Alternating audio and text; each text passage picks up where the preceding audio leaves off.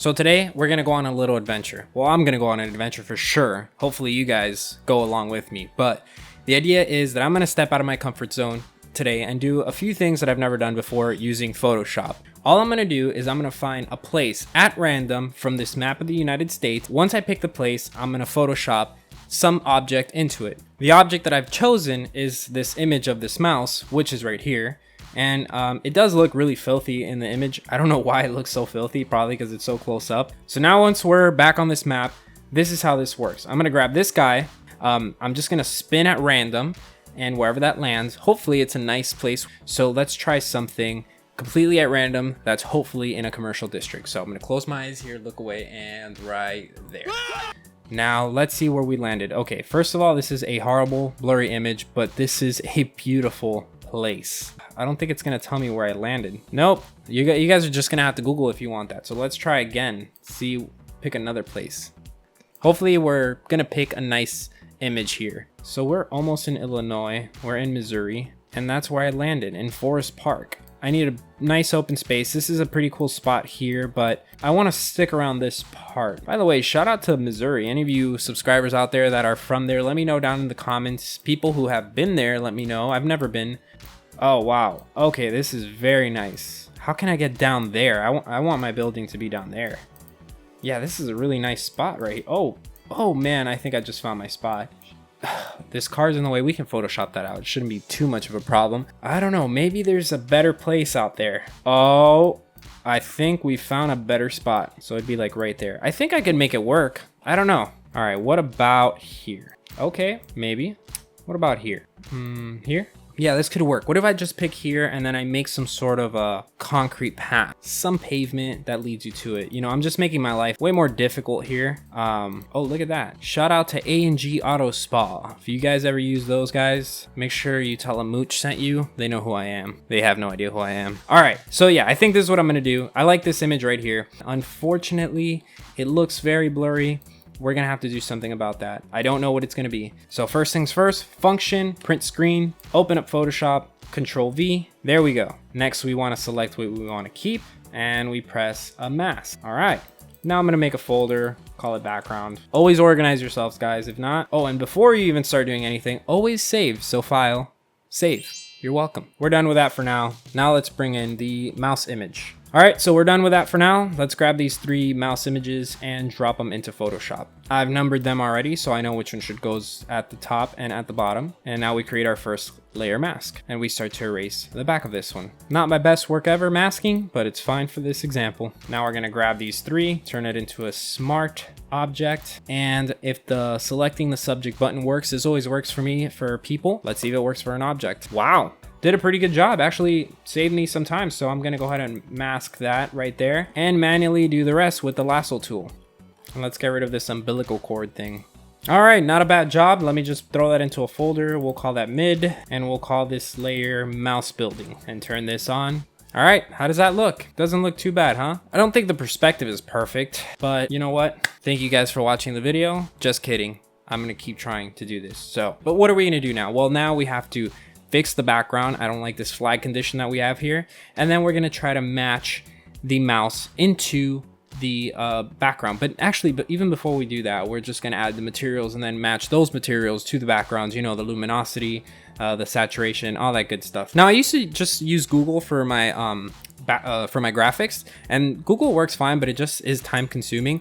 Luckily, somebody contacted me today, a company called Tony's Textures, and I'll put the link in the description. They actually offer a free graphics pack. They went ahead and they sent me some collections here, and it's a good collection of high quality images, and it includes the negatives. And so check it out. The link's gonna be in the description. That's what I'm gonna be using today. And I'm gonna be using from the collection they sent me called Ground and Sky. So let's pick some ground first of all. We're gonna need something that looks kind of like this to blend it in. So let's go ahead and pick number 34. Hey, I think this is actually great. This is pretty much the same exact material. Obviously the color's different, but that's not a big deal. We can mess around with the saturation after. The texture is very, very similar.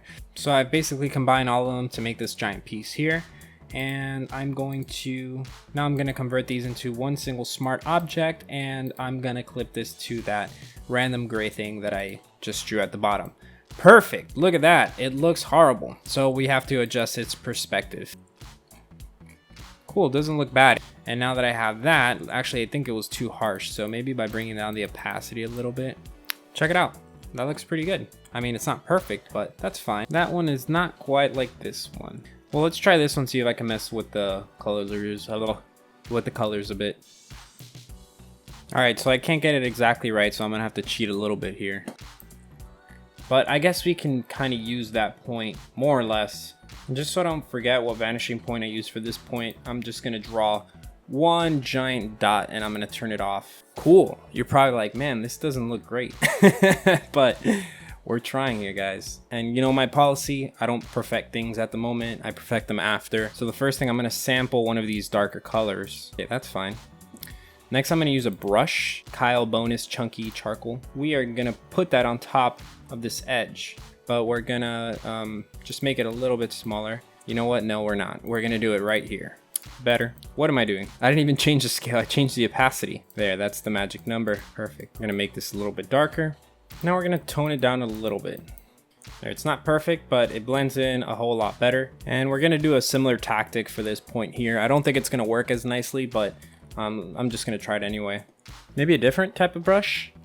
Yeah, so the solution was pretty much just grabbing one of the images from the folder and throwing it on there. All right, I think it's fine like that.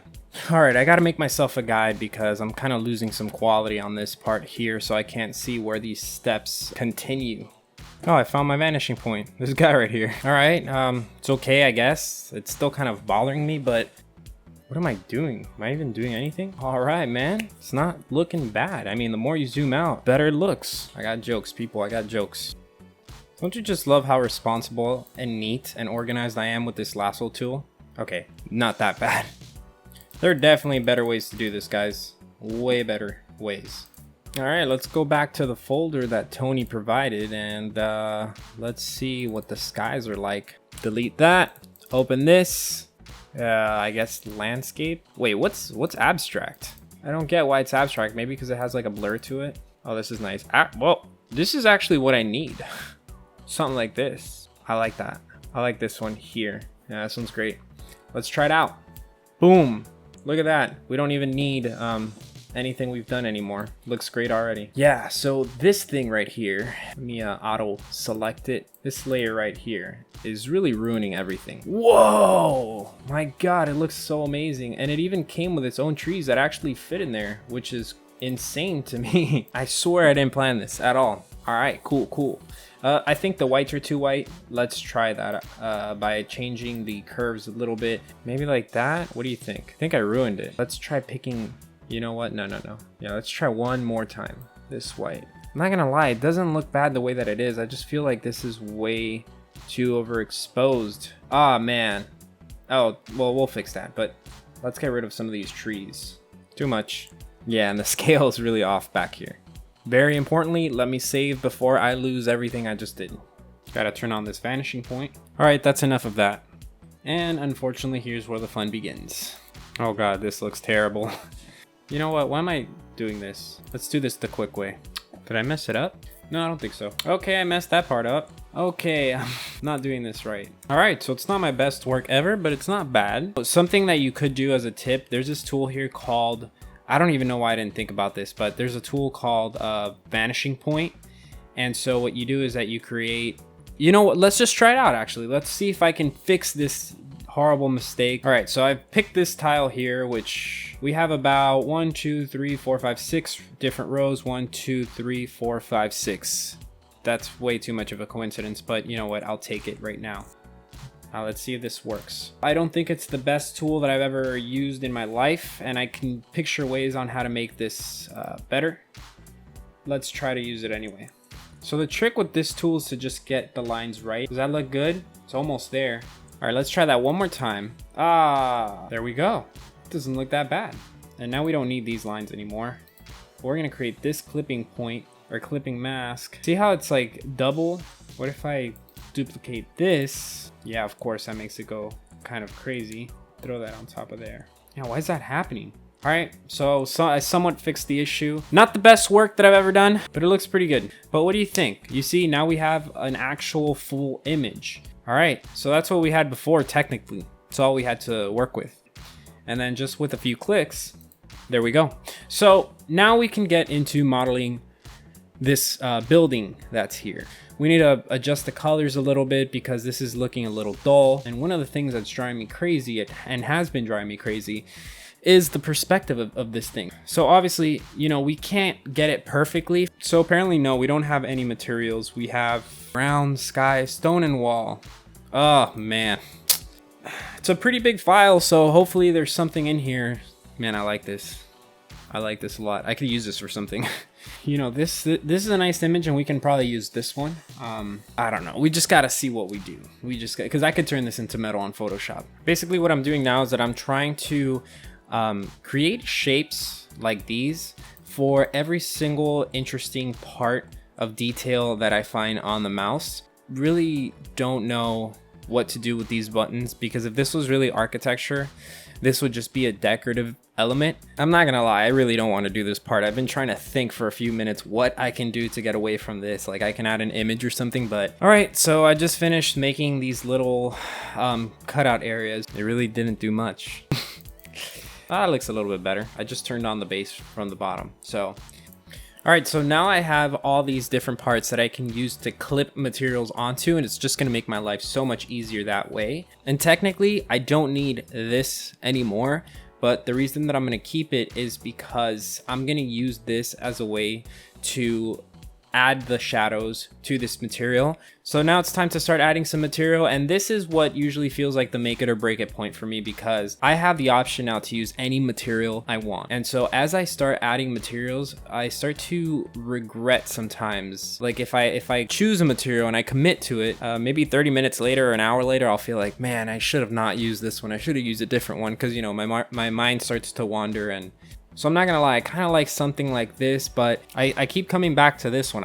What I love about this one is the texture. I'll make something like this my plan B for sure. Yeah, you know what? Let's go with this one right here. Let's get it to a nice scale. Let's clip it to the side first, see what that looks like. All right, make it a little larger and mess with the perspective of it. Yeah, that's not a bad job for doing it so quickly. And so it has all these different curves. It's not just flat. So I think I did a pretty good job at warping it for doing it so quickly. You know me, if I feel like something is messed up, I can always go back. Now I'm thinking of adding a different material to this part just to create the contrast. Maybe we can try this. This material has called my attention from the beginning. This might not work, honestly. This might look like complete trash, but it's a risk I'm willing to take, honestly. It's a really strong contrast, isn't it? All right, so I'm gonna actually, like I mentioned before, just use some of these glares and dark colors to recreate the shadow. You can't really see much of what I'm doing right now. It's okay that I'm painting out of the lines because I'm just gonna clip it to the plane anyway. All right, so it definitely does need some work, as you can see. All right, so I've fixed the exposure, not the exposure, but I fixed the colors a little bit using the curves. I made the whites a little bit darker, and I also adjusted this shadow layer. So that's what it looks like without the shadow. That's what it looks like with it. You can see how now we're losing this pattern that I created here. All right, so what I've done now is that I added a small edge to this area here. It's supposed to be more round, not so edgy, but you know my style. I'm gonna leave that to my to-do list. Yeah, I guess it just looks weird, but no, I think I did draw it right. Yeah, there's some mistakes. This, for example, doesn't connect properly. There's something weird going on there. So yeah, I think it's looking great. Honestly, we've made a huge improvement on this thing. Not totally convinced with what I did here. Maybe I should redo that part and smooth it out. I don't know. That's a little bit better, but it's not there yet. All right, so I've gotten to a pretty good point here. All I have to do now is fix the glass portion and add this area here. And that's what I think I'm gonna tackle next, actually. All right, so this is coming along quite nicely. I guess what I could just do right now is add some slab and get to it after. And this shape represents how the people could access the building. You know, I think it would make my life easier if I were to just make the connection straight through here. Yeah, it just makes my life so much easier. I was gonna add a different material to the floor. Oh God. Do you ever do this where you just like, you're moving so quickly that you just pull some toolbar out of the way and then you're like, what the heck did I even do? All right, so first and foremost, we're going to add a reflection. It doesn't have to be perfect. And then we're gonna add some motion blur to this. It's very little. Next, we have to add some sort of texture to it. Maybe I can add this here. Let's see what this looks like, since I don't feel like adding any structure to it. Yeah, maybe this one. Let's see what this one looks like. Again, once this is placed, we want to make sure we warp it just so that we can give it that curvature. All right, so what I've done is simply make this layer full opacity, which this is that weird glass cube that we inserted. And then on top of that, we just added a layer of sky and I made it screen. All right, so what I've done is that I've added a little bit of a diffused reflection to everything, and that's simply just grabbing this reflection that I made, which is a copy of the sky and everything else, and I gave it a screen filter, but I feel like it adds some of the colors from the environment onto it. Believe it or not, I decided to keep the little scroll wheel for two reasons. One, I'm just tired of photoshopping this image, so I just was like, and then the second reason is because it actually looks pretty cool. I wasn't sure what to do with that area. I mean, it could have been anything. Okay, and now we move on to one of the toughest parts, which is trying to make this look like it belongs, and I don't ever get that 100% right. I think this is okay for now. Now let's just add this reflection down to the water, and we're gonna place this under, and we have to play around with the perspective of it. Very, very difficult to do. Not impossible, but difficult. I think that's okay. Let's see what that looks like. All right, so now we can add a ripple, and that is found under distort. You pick ripple and you add an effect to it. So that didn't do anything. Let's try that again. All right, I don't know about you, but this is looking really cool to me. All right, so mental checklist here. Gotta fix the background. We gotta add people, and we gotta add some sort of gradient. Why don't we add a gradient now? Let's see what that looks like. Let's just experiment with a gradient. You could tell by adding this black and white, it's not gonna be black and white, but just by looking at this, you could tell this almost fits in, but not quite. There's something about it. Yeah, it's definitely this white. This is way too bright. Pick this point, make this a dark blue. Or we could try magenta. Let's just go with blue. I'll pick a dark point on the blue. And then the white, I won't make it white, but I'll make it again in the blue, close to white, not quite. All right, so we're finally here in the final stretch. We just gotta fix a few things, but unfortunately we have this area here that does not look good, and there's so many ways to do this, as with everything in Photoshop. But so let's pick something that looks kind of similar to the original ones. Actually, all these are great, especially these right here, just because of those bushes at the bottom. I'm doing such a lazy job at just placing these trees. It really does look terrible. I need to borrow this shrub right here to cover up those floating trunks that I've put in the Photoshop. All right, trees are done. They look all right. I'm not sure that I got the scale totally right.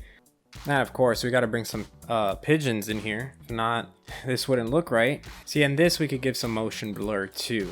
Are these pigeons way too big? Man, I'm having troubles with scale today. We added a new pigeon back here. It's fishing. It's gonna get something, and this pigeon here in the front looks too digital, so let's give this one a 90. Let's see what that looks like. Perfect. So if you give objects sometimes a little bit of transparency, not too much, but just a bit, kind of helps them blend in just a little bit. I've noticed that that's a good way to make things blend in a little bit better. So I think that his shadow is still too light, so we got to make his shadow a little bit darker too. I'm gonna throw this one in here, and then just above that one I'm gonna grab the levels, and I'm gonna make the whites just a little bit wider to match what's going on here, and to make everything a little bit lighter. So we're gonna grab this point right here, not too much, it's very subtle. Let's see, without and with. Yeah, looks nice. Makes everything a little bit brighter, helps things blend in a little bit more. Control-Alt-Shift-E gives me that new layer. Perfect. And now we are gonna take this over to the camera raw filter. Sometimes I do too much here. If we take it all the way, you see it's gonna make everything way too strong. And so if we bring it all the way down, it gets a little bit hazy. Same thing with clarity. Let's see the shadows, make them so that they're not so harsh. Exposure I don't ever like to touch, honestly. Then what we could do is also sharpen it a little bit, make these materials just sharp enough. And finally we want to add just a little bit of grain. This is what it looks like. It's way too much. It's not nice. And this is nothing, but if we just add a little bit, you know, very, very little right there. And just so you could see, this is the before and this is the after. So in my opinion, it's a big improvement what we just did to it. You could even see some of the details on the pigeon much better now. So now that we've made it to the end of the video here, there's some obvious mistakes that I'm not going to tackle anymore just because I'm calling this one done. But if you guys do something like this, make sure you actually blend the building into wherever it's sitting on. You don't want it to look like this because there's this harsh line. And then the second thing that's really, there's a lot of mistakes in this image, but one of the biggest ones is that I never fixed this part here. But what are things that we could do to make it better in the future? Well, you could add a blur using a tilt shift. There's different ways to do it. You can do the Gaussian blur. And another thing that you can do is add a vignette around it so that it really focuses on the subject. I'm not going to do any of those either. So if you guys want a copy of this, I'm going to go ahead and give it to you for free, but it's going to be on my Patreon because of a strategy. And if you hang it up somewhere in your room or in your house, take a picture of it and tag me on Instagram. I'd like to see some of you guys hanging these around. You could do it at studio, you could do it at your house. And you guys might want to join my Discord because the same way that I added kind of not a competition, but it was like a group exercise that we did on the Discord a few days ago. You can actually join this and we're going to do something similar. Nobody knows. So if you're from my Discord now and you're watching this, prepare yourself because we're going to do something similar to this. And then last thing before I end this video, let me know what place you would like to see me choose next. And it could be a city. It could be your hometown. Leave that down in the comments. I always read all my comments and I like to look around and see what other places I can choose. And if not, we'll go ahead and do this at random like we did on this video. So I hope you guys enjoyed it. I'm Mooch. This is Pigeon Head Architecture. I'll see you guys down in the comments.